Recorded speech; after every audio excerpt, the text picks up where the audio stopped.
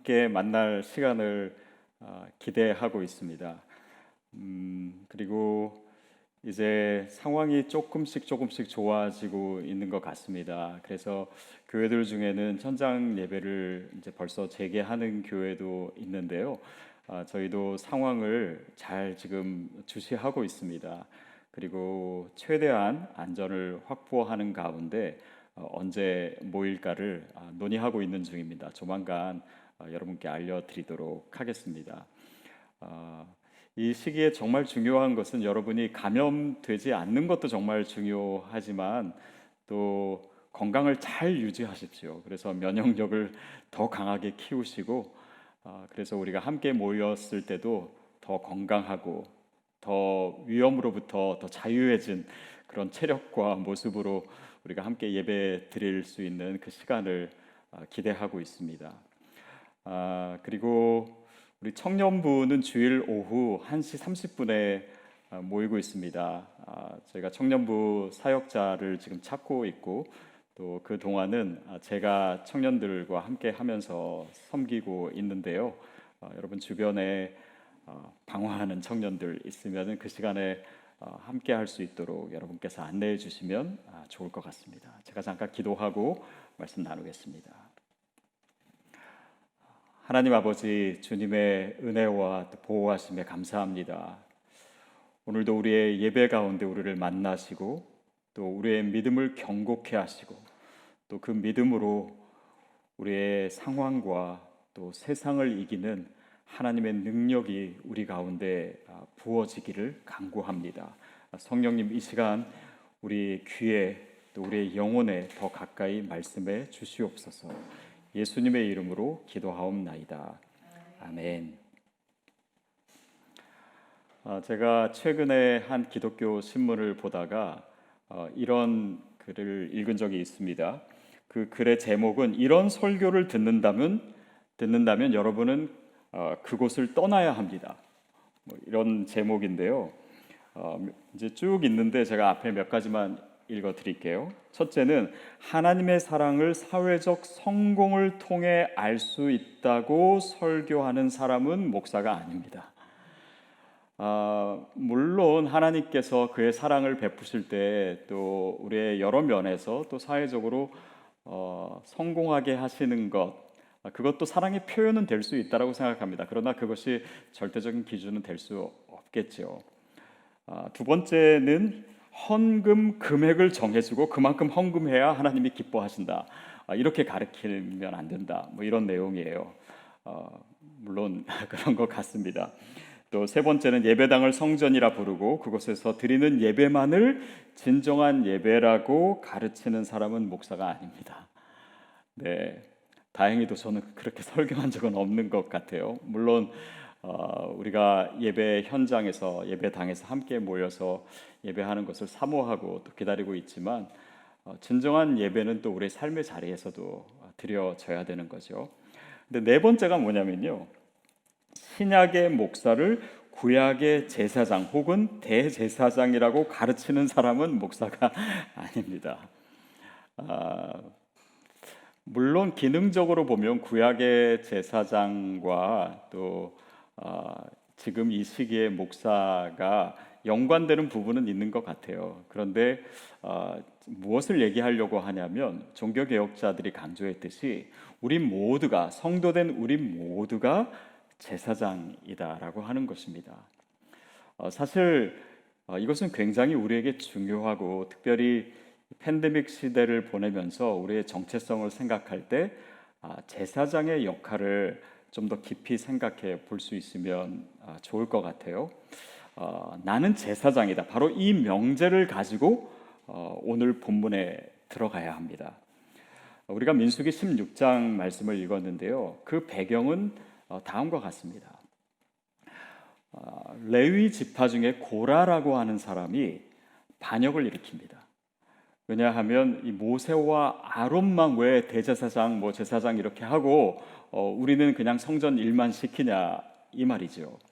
그러면서 르우벤 지파의 몇 사람을 이제 주동자로 삼고 그리고 이스라엘 족장 중에 250명을 포섭을 해가지고 그들을 규합해서 대대적인 반역을 일으킨 것입니다.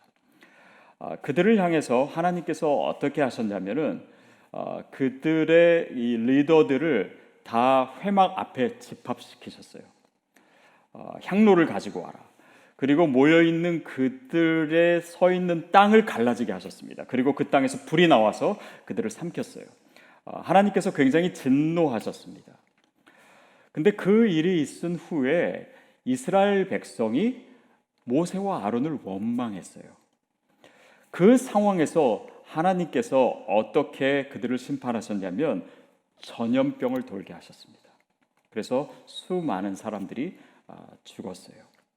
바로 그 상황에서 모세가 아론에게 명령한 내용이 오늘 우리가 읽은 본문인데요. 46절 말씀 우리 같이 읽어보도록 하겠습니다. 시작.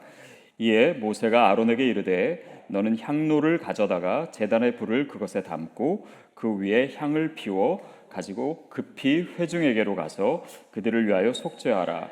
여호와께서 진노하셨으므로 연병이 시작되었음이니라. 네, 46절에 보면 아론이 회중에게로 갔다. 모세가 그것을 얘기하죠. 그리고 47절에 보면 급히 회중에게로 갔다. 이런 표현이 있습니다. 제사장인 아론이 지금 서 있어야 할 곳은 단지 회막 안이 아니었습니다. 죽어가는 사람들이 있는 곳, 자기를 배척하고 미워하는 사람들이 있는 곳, 그리고 자기를 막 공격했고 또 자기를 비웃고 조롱했던 그 사람들이 있는 곳, 그들이 아프고 병들고 죽어가고 있는 그 현장에 서 있어야 되는 것이 바로 제사장이었다라는 사실입니다. 대적하는 사람들은 왜 모세와 아론을 대적했을까요? 아마도 제사장이라고 하는 직분이 굉장히 화려하고 영광스럽고 좋은 것이다 라고 생각했기 때문에 왜 우리는 그 위치에 못 가냐, 이런 마음으로 질투했었을 것입니다. 그런데 제사장이라고 하는 것, 제사장이 또한 서 있어야 할 곳은 그렇게 영광스럽고 아름답고 화려한 자리가 아니라 고통이 있는 곳, 죄가 있는 곳, 사람들이 죽어가고 신음하는 곳, 바로 그 자리가 제사장이 서 있어야 할 곳이라는 사실입니다. 저와 여러분이 이 시대의 제사장이라면 우리가 어디에 서 있어야 되겠습니까? 이것은 단지 공간적인 의미가 아닙니다.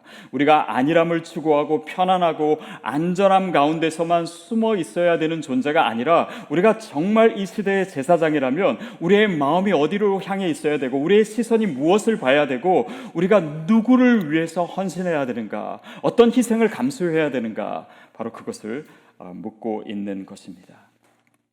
크리스찬은요, 그냥 안주하는 존재들이 아닙니다. 우리가 서 있어야 되는 곳, 또 우리가 가야 될 곳은 힘들어도 우리의 사명이 있는 곳입니다. 그것이 바로 예수 그리스도께서 십자가의 길을 가신 것이에요.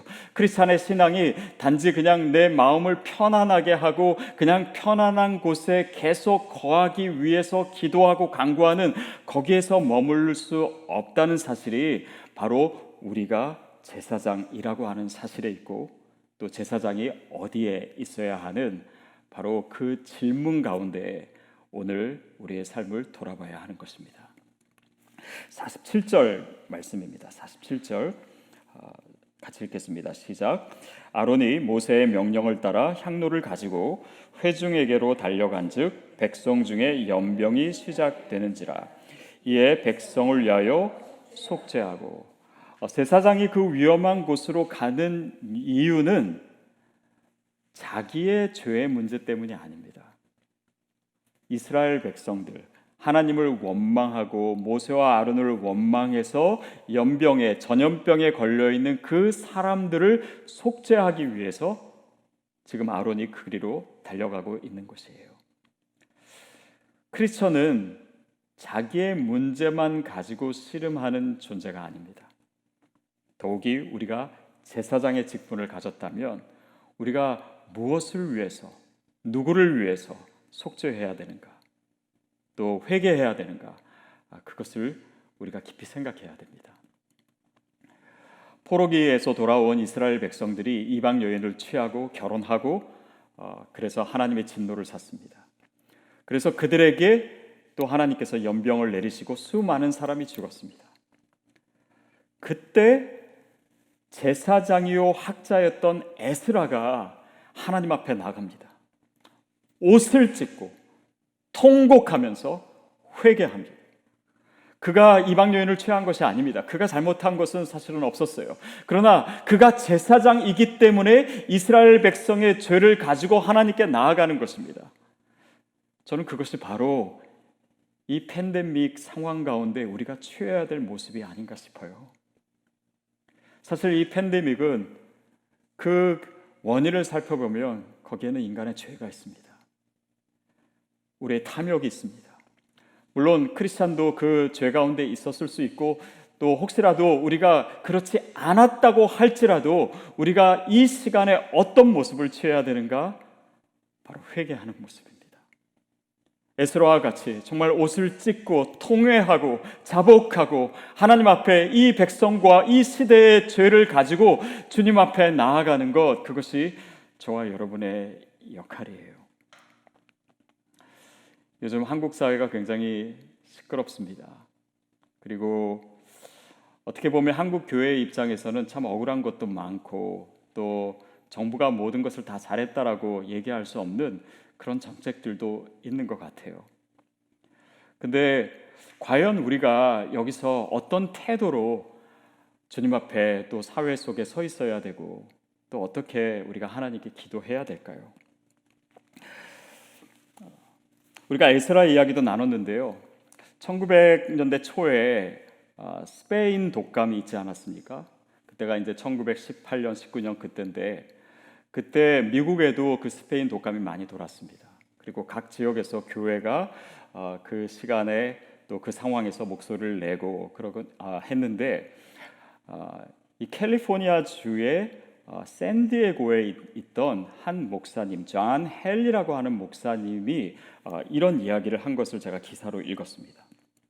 뭐라고 했냐면 우리 교회들은 틀에 박힌 모습을 갖고 있고 비겁하고 세속적인 모습이 되어버렸다. 세속적인 모습이다. 여기에는 물론 여러 가지 의미가 있지만 저에게는 이것이 어떻게 들렸냐면 그냥 세상 사람과 똑같은 모습으로 그런 이야기를 하고 그런 논리를 가지고 또 그런 생각을 가지고 이 상황을 보내고 있다면 그거야말로 안타까운 일이다. 그리고 뒤에 뭐라고 얘기하냐면 사람들뿐만 아니라 일반 사람들뿐만 아니라 교회가 회개해야 하며 그들이 그렇게 할 때 전염병이 사라질 것이다. 이 시간에 우리가 정말 해야 될 것이 왜 우리를 차별하냐고. 물론 우리가 우리의 정의를 얘기할 수 있어야 되고 또 권리를 얘기할 수 있어야 되고 정부가 잘못한 것에 대해서도 얘기할 수 있어야 합니다. 그러나 우리가 더 마음을 쏟아야 되는 것은 우리가 단지 그냥 다른 사람들과 같이 다른 사회적 부류와 같이 그냥 이익 집단으로 비치고 또 자기의 권리만을 주장하는 자가 아니라 이 시대의 죄를 가지고 하나님 앞에서 회개하는 모습. 그러니까 세상이 가지지 않은 가치, 세상이 똑같이 생각하지 않는 바로 그런 생각과 그런 마음과 그런 논리를 가지고 주님 앞에, 세상 앞에 서야 되는 시기가 아닌가 싶습니다. 결국 우리가 이 시간 가운데 주님 앞에 나아가며 어떤 가치로 세상 가운데 설 것인가?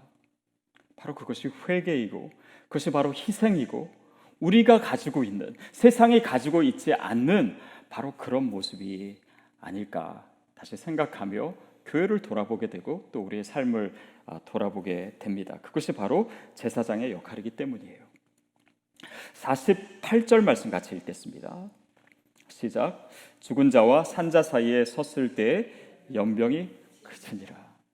제사장의 역할이 뭐냐면 그냥 안전하고 거룩한 자리에 있는 것이 아니라 고통의 자리에, 사명의 자리에 서 있는 것이 제사장이고 또 그냥 나는 잘못 없다라고 얘기하는 자가 아니라 이스라엘 백성의 죄를 가지고 나아갔던 에스라처럼 이 시대의 죄를 가지고 하나님 앞에 서는 그렇게 회개하는 모습을 취해야 되는 것, 그것이 제사장의 역할입니다.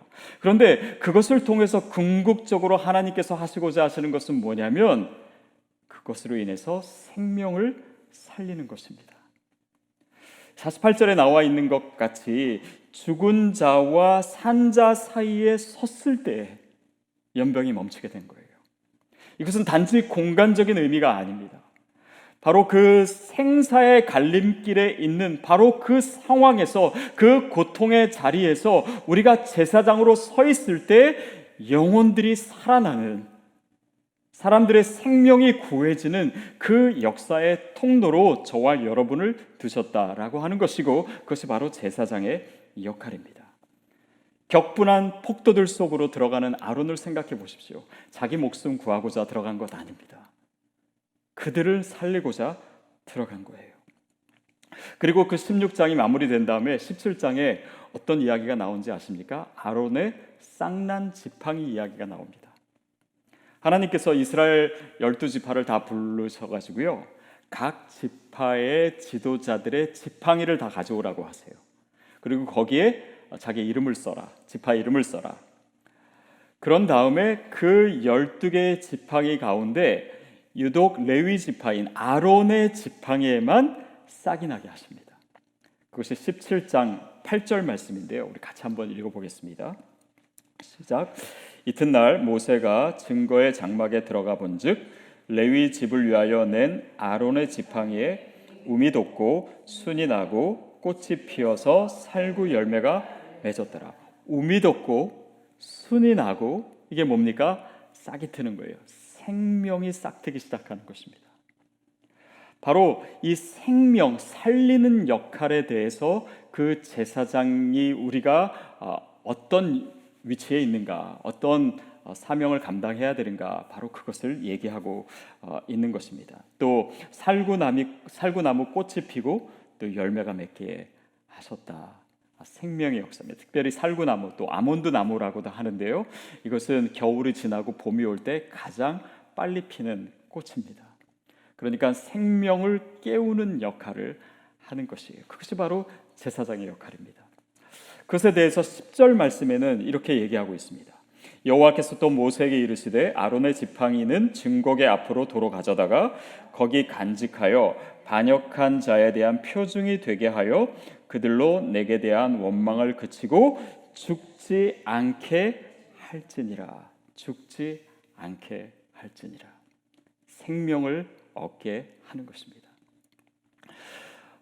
이것은 단지 우리가 복음을 전하고 이런 차원을 뛰어넘어서 우리의 일상에도 그런 역할이 있습니다. 보면은 농담을 해도요, 어떤 사람은 정말 다른 사람들을 다 깔아내리고 그렇게 해서 농담을 하는 사람이 있는가 반면, 또 어떤 사람은 자기를 정말 낮추고 그럼으로써 다른 사람을 살려주는 농담을 하는 사람도 있지요. 또 사진을 찍을 때도요, 다른 사람을 다 희생시켜서 자기를 잘 나오게 하는 사람이 있고, 막 자기 혼자 뒤에 쓰고 앞에 다 얼굴 크게 나오고 이런 사람이 있는가 하면 자기를 배경 삼게 해서 다른 사람을 잘 나오게 하는 사람도 있고, 또 우리 성도님 중에 그렇게 하시는 분 있더라고요. 장 볼 때 야채나 과일들요, 보통은 정말 좋은 걸 고르잖아요. 근데 일부러 상한 거, 일부러 조금 시든 거, 왜냐하면 다른 사람이 더 좋은 거 가져가게 하기 위해서. 저는 그런 모습이 정말 크리스찬의 모습이 아닌가 싶습니다. 나만 살겠다고 하는 것이 아니라 다른 사람을 살리게 하는 것이에요. 자, 17장 10절 마지막 부분에 뭐라고 얘기하냐면 그 원망을 그치고 죽지 않게 할지니라. 죽지 않게 할지니라. 결국 16장부터 이어진 이 모든 사건의 의미가 뭐냐면 사람들을 죽게 하기 위함이 아니고 죽지 않게 하기 위함이다. 즉 살게 하기 위함이다. 저는 이것이 너무 중요한 의미로 다가옵니다. 우리가 지금 처한 이 팬데믹의 상황, 이 팬데믹의 사건 자체는요, 사람을 죽게 하기 위함이 아니라 살게 하기 위함입니다. 이 땅에 교회를 죽게 하기 위함이 아니라 교회를 다시 살게 하기 위함입니다. 이 시대에 소망이 없게 만들기 위한 것이 아니라 다음 세대에, 이 시대에 다시 한번 소망을 주게 하시는 하나님의 역사라고 저는 믿습니다. 그렇다면 거기서 우리가 어떤 역할을 감당해야 할까요? 소돔과 고모라가 멸망할 때 의인 10명만 있으면 그 성이 멸망하지 않았습니다. 결국 크리스찬, 또 제사장으로 부름받은 저와 여러분의 역할이 그것입니다. 우리가 정말 하나님의 사람으로 서 있을 때 그 성이 망하지 않게 되는, 이 시대가 망하지 않게 되는 살리는 역할로서 저와 여러분을 세우셨다라고 하는 것입니다. 우리에게 임한 그 구원의 의미도 그런 것이에요. 나만 살고자 하는 거 아닙니다. 내가 구원을 얻고 다른 영혼을 살도록 하는 그 통로가 되는 것이 우리의 구원의 의미에 포함이 되어 있는 것이죠. 다시 제사장의 역할을 우리가 생각해 봅니다. 사명이 있는 자리, 단지 아니라고 편안한 자리가 아니라 힘들고 어려울지라도 우리가 감당해야 되는 그 일이 있는 자리에 서는 것입니다. 또한 다른 사람들도 이 시대의 죄를 가지고 속죄의 역할을 하는 바로 그것을 감당하는 것이 제사장의 역할입니다. 그리고 나뿐만 아니라 다른 사람의 영혼을 살리고 다른 사람의 생명을 살리는 역할, 그것이 제사장의 역할이에요. 우리가 제사장이다, 이것은 단지 정체성의 이야기가 아닙니다. 이것은 물론 존재론적인 인물을 얘기하는 것이기도 하지만 우리의 삶, 우리의 행동을 얘기하는 것이어야 합니다. 지난주 이 팬데믹 가운데 하나님의 보호하시는 증거가 우리의 믿음이라고 얘기했습니다. 근데 그 믿음은 단지 우리의 내면에서만 머물러서는 되는 것 결코 아닙니다. 우리의 삶으로, 우리의 행동으로 실천돼야 되는 것이에요. 그래서 이 팬데믹 가운데 우리가 질문해야 될 것은 누가 감염됐는가, 후에 대한 문제, 또 왜 이런 일이 있었는가, why에 대한 문제, 그리고 언제 이것이 끝날 것인가, when에 대한 문제, 이 모든 것이 다 중요하지만 결국 what, 결국 우리가 무엇을 할 것인가, what do we have to do, 우리가 이 팬데믹의 상황 가운데 크리스찬으로서 무엇을 할 수 있는가, 그 질문이 우리의 질문이어야 합니다. 결국 우리의 역할은 무엇이냐면 이 팬데믹의 상황 가운데 하나님의 사랑의 증거가 되는 일입니다. 우리가 어떻게 그 증거가 될 수 있을까요? 정말 하나님이 이 시대를 아직도 이렇게 사람들을, 영혼들을, 세상을 사랑하신다라고 하는 것을 우리가 어떻게 증거할 수 있을까요? 우리가 정말 내 삶을 통해서 하나님의 사랑의 증거가 될 때, 사람들이 이 시대가, 하나님께서 이 시대를 아직도 버리지 않으셨구나, 아직도 우리를 사랑하시는구나, 이 시대 가운데 우리가 죄악 가운데 있지만 아직도 소망을 두시는구나, 그 증거가 우리의 행동을 통해서 나타나야 되는 것, 그것이 제사장된 우리의 역할이고 우리가 감당해야 될 일입니다.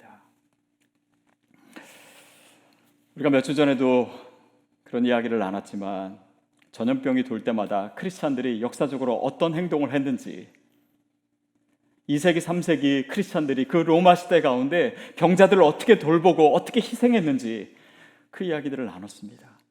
또 때마다 이런 팬데믹이 돌고 또 전염병이 창궐할 때 크리스찬들의 역할들이 너무나 중요했고 그들은 이웃을 위해서 또 죽어가는 영혼들을 위해서 헌신했습니다.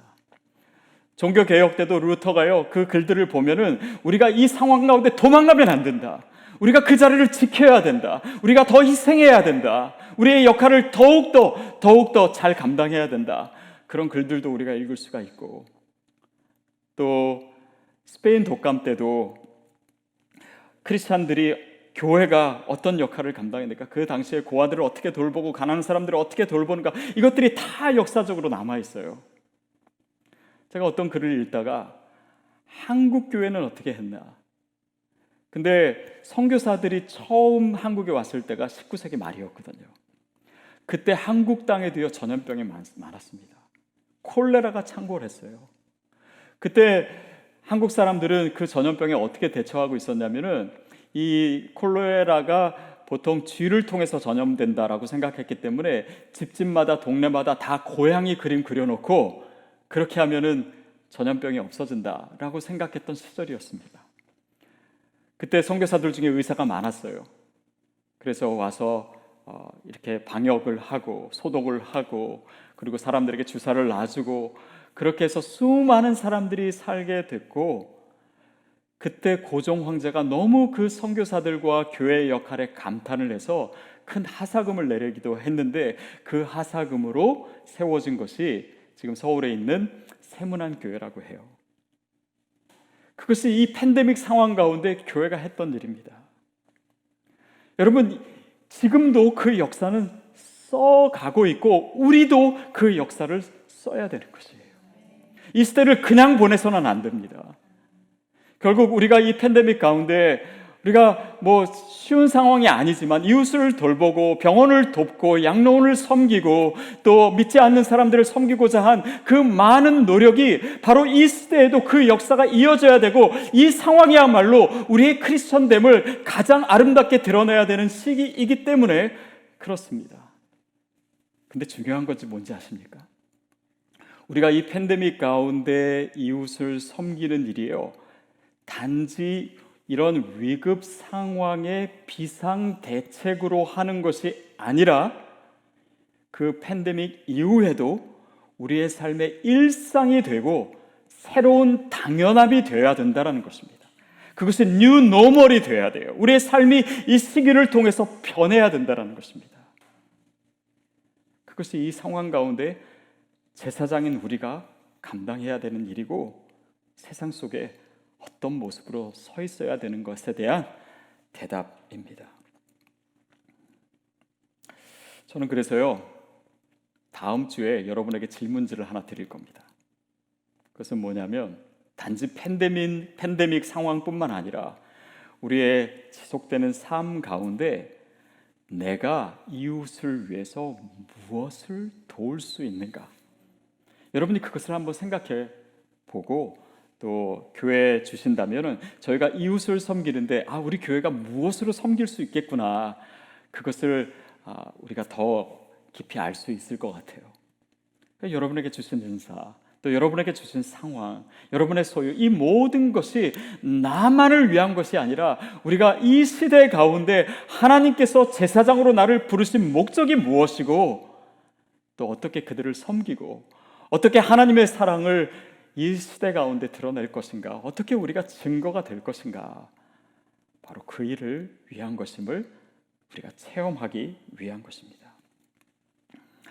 여러분, 오늘 우리가 아론 이야기를 나눴습니다. 근데 히브리서에 보면요, 이 아론을 어떻게 얘기하고 있냐면 그리스도의 모형으로 얘기하고 있습니다. 다시 말하면 아론이 이런 폭도들, 자기를 미워하고 질투하던 사람들, 병든 자들, 그 위험한 상황 가운데 서 있었던 것처럼 예수님께서 이 세상에 우리의 육신을 입고 오시고 죄인과 함께 하시고 힘들고 어려운 그 이 땅의 시간을 보내시면서 하나님께서 우리와 함께 하신 바로 그 모습을 아론이 부분적으로나마 보여주고 있는 것이에요. 아론이 이스라엘 백성을 위해서 향로를 들고 속죄했던 것처럼 예수 그리스도께서 그분이 죄가 없으심에도 불구하고 우리를 위해 십자가에 달려 죽으심으로 우리의 죄를 속죄하시고 우리를 구속하신 그것을 아론이 보여주고 있었던 것입니다. 아론으로 인해서 그 쌍난 지팡이가 얘기하는 그 생명의 역사, 살리는 역할을 예수 그리스도께서 십자가에서 죽으시고 다시 부활하심으로 우리에게 영원한 생명을 주신 것을 모형으로 보고 있는 것이, 그것이 바로 대제사장이었던 아론의 역할이었습니다. 그렇다면 여러분, 우리가 이 상황 속에서 이 시대 가운데 제사장으로 살아갈 때 우리를 통해서 마치 아론처럼 예수 그리스도가 드러나게 되는 것이에요. 그것이 목적입니다. 그것이 우리의 부르심이에요. 그것이 이 상황 속에서 하나님의 음성입니다. 제가 좋아하는 구약학자인 월터 브루그만이라고 하는 신학자가 한 글에서 이렇게 표현을 씁니다. 우리의 임무는 바이러스를 조연으로 만드는 것이다. 이게 무슨 말이냐면 이 팬데믹의 상황 가운데서 크리스천인 우리의 임무가 뭐냐면 바이러스는 주연이 아니라 조연이고 누가 주연이 돼야 돼요? 예수 그리스도가 주연이 되게 만드는 것이다.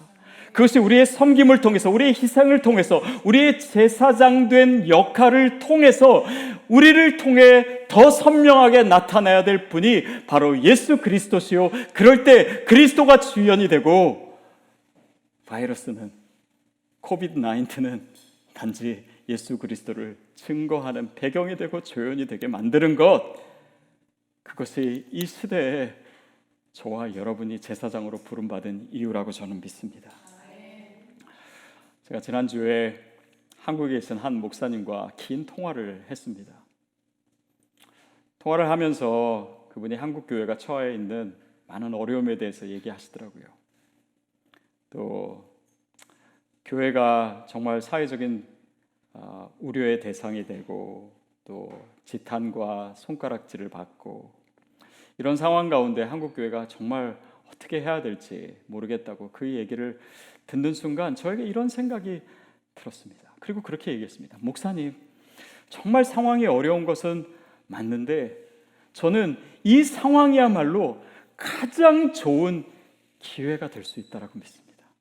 사람들이 모두 다 두려워하고 있는 이 시대에 크리스찬이 용기를 낸다면 세상 사람과 다른 진정한 크리스찬의 모습을 보여줄 수 있고, 모든 사람들이 자기의 안전, 자기만 생각하고 있는 이 상황 속에서 크리스찬이 나뿐만 아니라 다른 사람들을 섬기고 돌아보고 그들을 위해서 희생할 수 있다면 예수 그리스도를 증거할 수 있는 가장 좋은 기회가 될 수 있지 않겠습니까? 이 상황이야말로, 이렇게 어두운 상황이야말로 빛이 가장 선명하게 드러날 수 있는, 그래서 크리스천됨, 그리고 그것을 통한 예수 그리스도, 그분의 사랑과 그분의 십자가와 그 복음을 가장 아름답고 분명하게 드러낼 수 있는 기회가 바로 이 시기라고 저는 믿습니다. 여러분, 그래서 이 상황과 시기는요, 우리가 결코 놓쳐서는 안 되는 시기입니다. 우리는 이 시기를 그냥 보낸다면 정말 나중에 후회하게 될 거예요. 시드교의 역사에서도 그렇고 우리가 21세기 이 팬데믹의 시대를 사는 크리스찬으로서, 제사장으로 부름받은 사람으로서 이 시대를 정말 크리스찬이 그런 거 보여주지 못하고 지냈다라고 한다면 우리가 너무나 중요한 책임을 감당하지 못한 것으로 역사에 기록될 것이기 때문이에요. 저는 그렇지 않으리라고 믿습니다. 그래서 하나님께서 저와 여러분을 부르셨어요. 그리고 이 시기의 의미를 우리에게 알려주시고 오늘도 저와 여러분에게 그 음성을 들려주신 줄 믿습니다. 그렇다면 오늘 우리가 무엇을 해야 될까요? 바로 그 질문에 우리의 삶으로 응답할 수 있는 저와 여러분이 되기를 주님의 이름으로 축복합니다. 우리 그 자리에서 다 같이 일어서겠습니다. 그리고 함께 기도했으면 좋겠습니다. 여러분, 하나님께서 이 팬데믹 시기에 우리를 제사장으로 부르셨습니다. 그냥 너는 택한 족속의 왕 같은 제사장이라고 우리가 찬양만 해서는 안 될 것입니다. 제사장의 직분을 감당해야 될 것입니다. 그래서 먼저 내가 누구인가, 이 상황과 이 시대 가운데 내가 누구인가가 분명해질 수 있도록 하나님께 기도하십시오. 그리고 그 직분에 맞는 삶을 살게 해달라고 기도하십시오. 그리고 주님 앞에 더 가까이 나아가십시오. 그것이 이 시대의 예배이고 하나님이 받으실 영적인 예배이고 하나님이 우리에게 들려주시는 음성에 대한 응답입니다. 이 시간 기도로 또 찬송함으로 주님 앞에 더 가까이 나아가는 시간 갖도록 하겠습니다.